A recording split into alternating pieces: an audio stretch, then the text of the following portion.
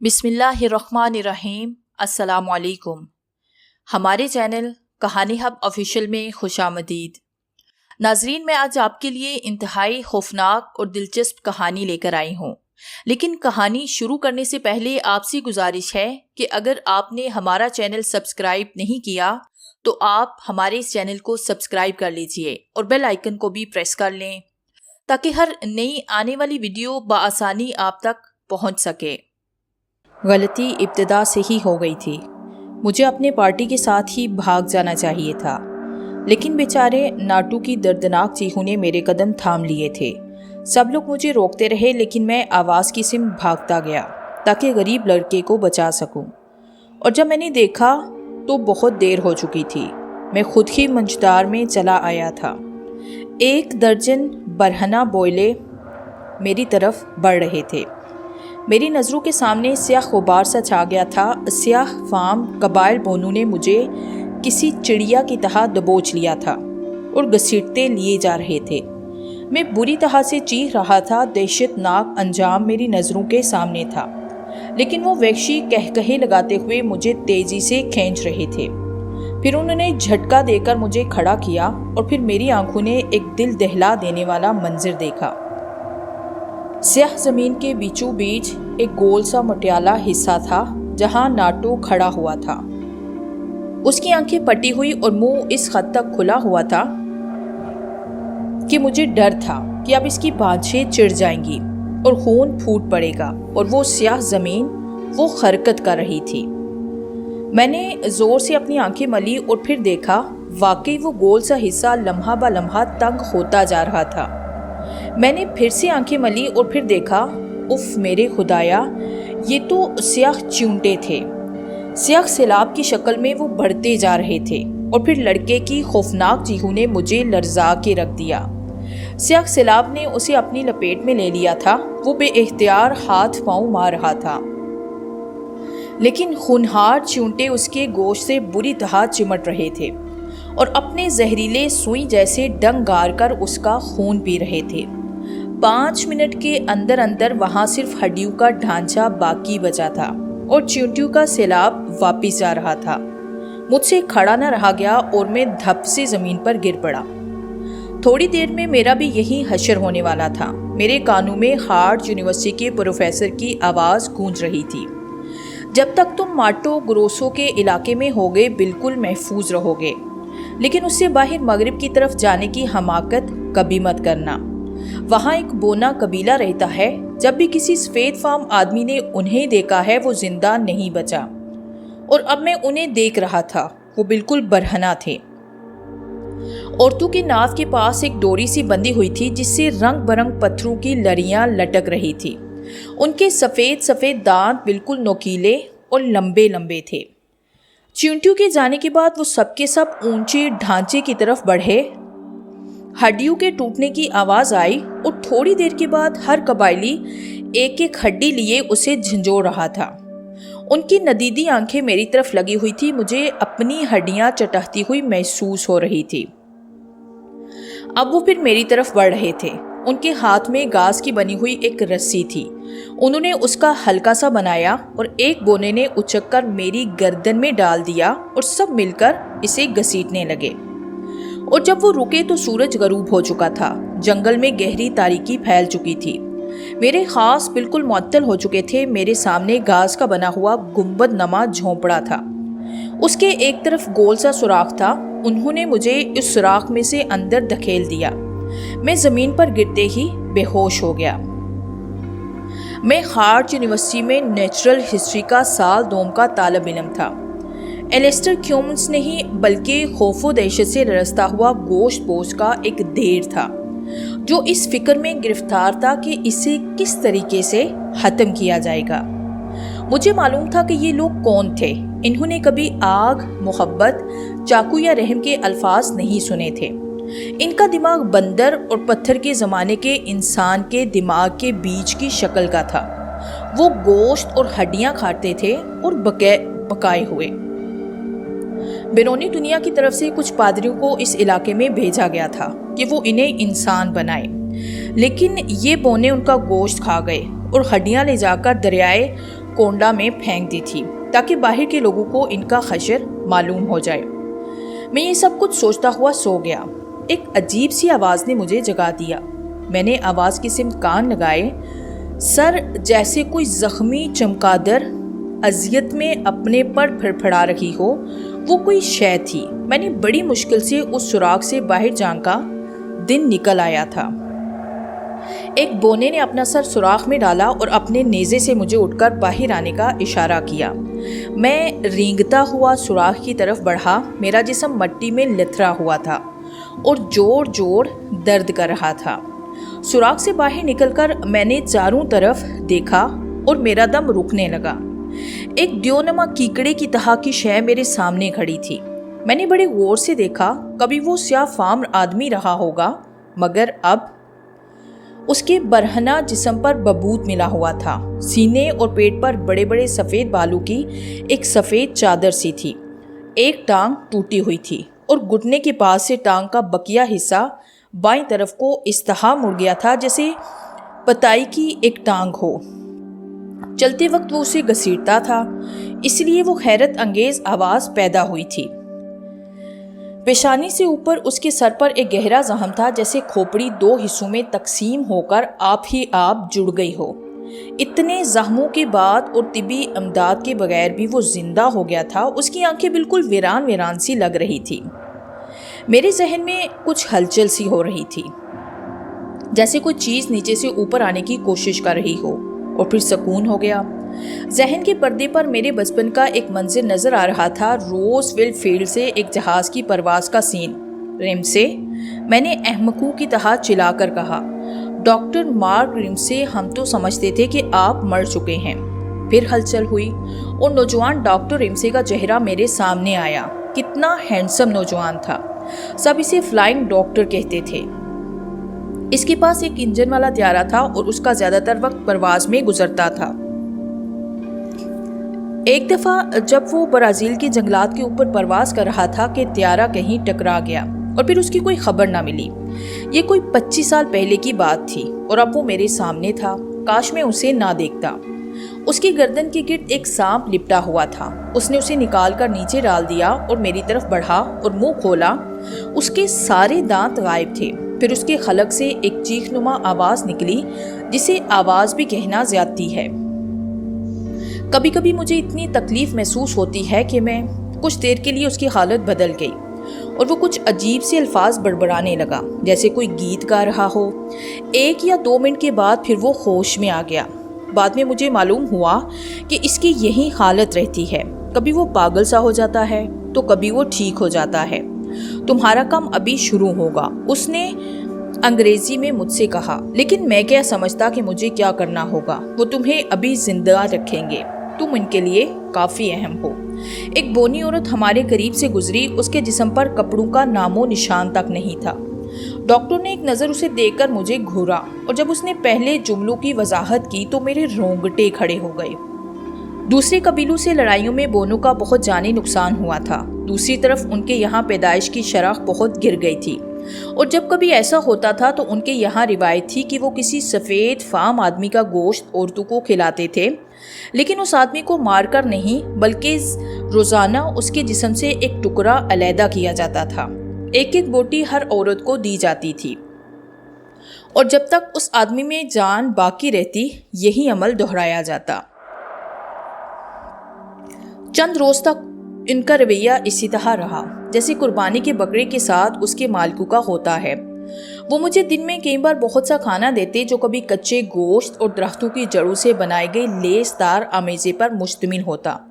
میرے کپڑے اتار لیے گئے اور انہیں تار دار کر دیا گیا، اور اب مجھے بھی برہنہ ہو کر گھومنا پڑتا تھا۔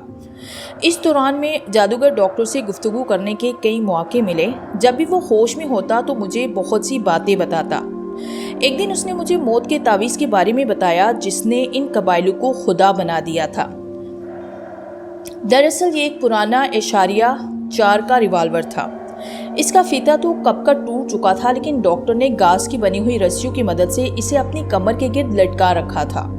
وہ اسے تیل دیتا رہتا تھا، اسی وجہ سے وہ ابھی تک اچھی حالت میں تھا۔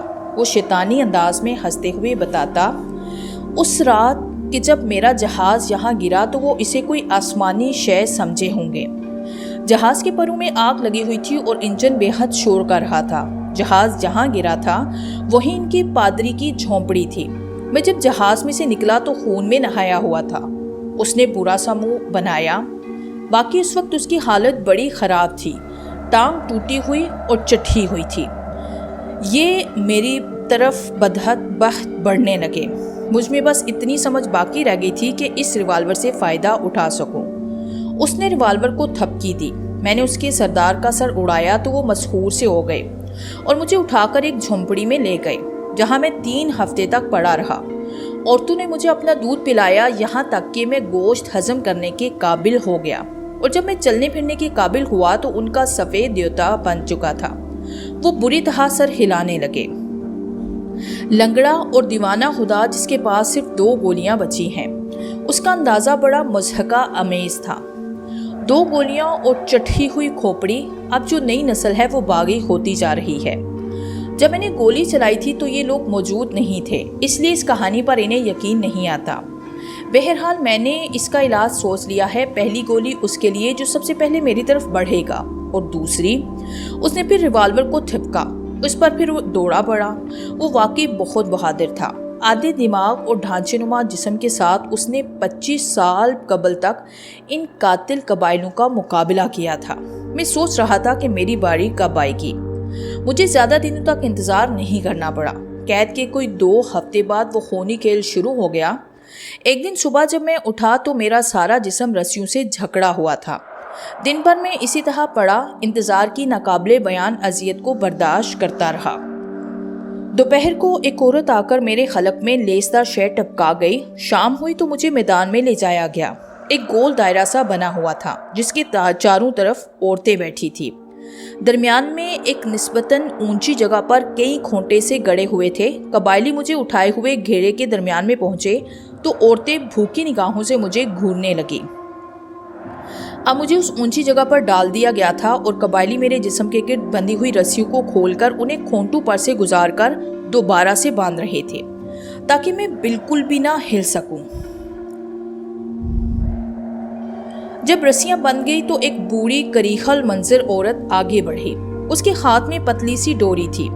میں بغیر پلک جھپکائے اسے دیکھتا رہا۔ وہ میرے قریب آئی اور دوزانو ہو کر بیٹھ گئی۔ پہلے اس نے جھک کر میری ران پر ہاتھ پھیرا اور خوش ہو کر باقی عورتوں کی طرف دیکھا۔ ان کی آنکھوں کی حریصانہ چمک میں اضافہ ہو گیا تھا۔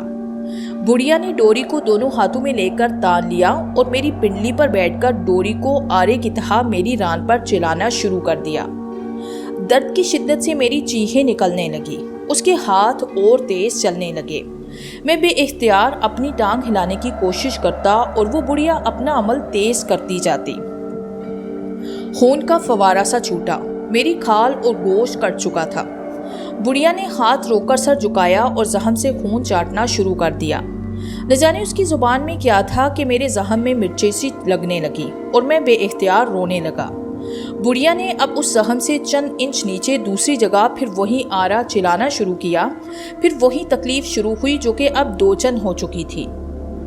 تھوڑی دیر کے بعد نئے زخم سے خون بہنے لگا اور بڑھیا نے پھر ہاتھ روک کر اسے چاٹنا شروع کیا۔ اس کے بعد کیا ہوا میں کس طرح بتاؤں؟ اس اذیت، اس دکھ، اس تکلیف کو بیان کرنے کے لیے الفاظ نہیں ملتے۔ بڑھیا نے پہلے والے زخم کے پاس سے گوشت اٹھایا اور اسے ادھیڑنا شروع کیا۔ جب تک دونوں زخموں کا درمیانی پارچہ ادھیڑ کر الگ ہو گیا میں بے ہوش ہو چکا تھا۔ ذرا دیر بعد ہی مجھے ہوش آیا۔ بڑھیا ہر عورت کو ایک ایک بوٹی بانٹتے ہوئے آخری عورت کے قریب پہنچ چکی تھی اور وہ سب کہکہے لگاتے ہوئے اسے بڑے مزے لے لے کر کھاتی رہی۔ جب گوشت کا آخری ٹکڑا بھی کھا لیا گیا تو اب انہوں نے میری طرف توجہ دی۔ بڑھیا پھر میرے قریب آئی۔ اس کے ہاتھ میں پیالہ تھا۔ اس میں کوئی عرق سا تھا جو اس نے میرے ذہن پہ ڈال دیا۔ ذہن میں سے اتنی شدید ٹیس اٹھی کہ میرا سر گھوم گیا، لیکن اس کے بعد وہ حصہ تقریباً سنسا ہو گیا۔ میرے دن دوسری ران کے ساتھ یہی عمل دہرایا گیا۔ تیسرے دن دائیں ہاتھ کی باری آئی۔ اب نیند آنکھوں سے بالکل غائب ہو چکی تھی۔ رات بھر میں تکلیف سے تڑپتا رہتا۔ رات کو میری رسیاں کھول دی جاتی تھی۔ चौथे दिन तो रस्सियां बांधने की भी तकलीफ नहीं की गई। उसका नतीजा ये हुआ कि जब बुढ़िया ने मेरे बाएं हाथ पर अपना आरा चलाया तो मैं कई इंच ऊपर उछला और उससे जो नाकाबिले बयान तकलीफ मुझे हुई वो मैं कभी नहीं भूल सकता। अब भी जब मुझे वो कैफियत याद आती है तो मैं इसी तरह बेसाख्ता उछल पड़ता हूँ। अब मैं दिन रात आलमे गुनूदगी में रहने लगा था। मुझे पता भी नहीं चलता था कि कब मुझे उठाकर ले जाया जाता था। जब गोश्त काटा जाता तब होश आता और फिर तकलीफ की शिद्दत से बेहोश हो जाता। तब एक दिन मेरी आंख खुली तो मैंने अपने आप को देखा। मेरी टांगों और हाथों का तकरीबन सारे का सारा गोश्त उधर चुका था। मुझे हैरत तो इस बात पर थी कि मैं अब तक कैसे जिंदा था। जख्मों पर मिट्टी जमी हुई थी और मक्खियां भिनभिना रही थी। बुखार से मेरा जिस्म भुन रहा था। मुझे बताया गया कि चूंकि चांद आखिरी तारीखों में है इसलिए ये अमल रोक दिया गया है। अब जब चांद फिर निकलेगा तो ये अमल फिर शुरू होगा। मुझे यकीन था कि अब की बार मैं जिंदा नहीं बचूंगा। छोटे छोटे कंकर मेरे जख्मों में बुरी तरह चिप रहे थे। ये मिट्टी तो मेरे जख्मों को सड़ा देगी और मैं मुकर्रर वक्त से पहले ही मर जाऊंगा। ये सोचकर मैं झोंपड़ी से घिसटता हुआ बाहर निकला। मेरा रुख दरियाए कोरंडा की तरफ था। तकलीफ की वजह से मैं इंच इंच घिसट रहा था। थोड़ी दूर जाने के बाद मुझे अपने पीछे कुछ आहट सी सुनाई दी। नेज़ा लिए हुए एक बोना मेरे साथ था। ओहो, तो मेरी निगरानी हो रही थी। मैं काफ़ी देर तक पीठ के बल घिसटने के बाद दरिया तक पहुंच गया और किनारे पर लेटकर ज़रा सा नीचे खिसका। अब मेरा जिस्म पानी की जिद में था। बुहार में तपता हुआ जिस्म जैसे बर्फ में रख दिया हो। मुझे इतना सुकून मिला कि मेरी ताकत वापस आती महसूस हुई। अभी मैं पानी से निकलकर बाहर आया ही था कि मुझे दूर से जादूगर डॉक्टर आता नजर आया। वो बड़ी तेजी के साथ मेरी तरफ आ रहा था। करीब आकर उसने जब मेरी तरफ देखा तो मुझे उसकी आंखों का रंग पहली बार नजर आया। नीली नीली आंखें आज धुली धुली लग रही थी। डॉक्टर ने रिवॉल्वर की नाल उस नगरा की तरफ घुमाकर उसे दूर जाने का इशारा किया। जब वो दूर हट गया तो डॉक्टर मेरे पास जमीन पर बैठ गया और बोला, मेरे बच्चे, तुम्हारी क्या हालत हो गई है। मुझे तुम्हारे पास पहुंचने का मौका ही नहीं मिला। तुम्हें जल्द से जल्द यहाँ से निकल जाना चाहिए, वरना 2-3 रोज बाद तुम्हारा गोश्त फिर काटा जाएगा और अब की तुम्हारे सीने की बारी है।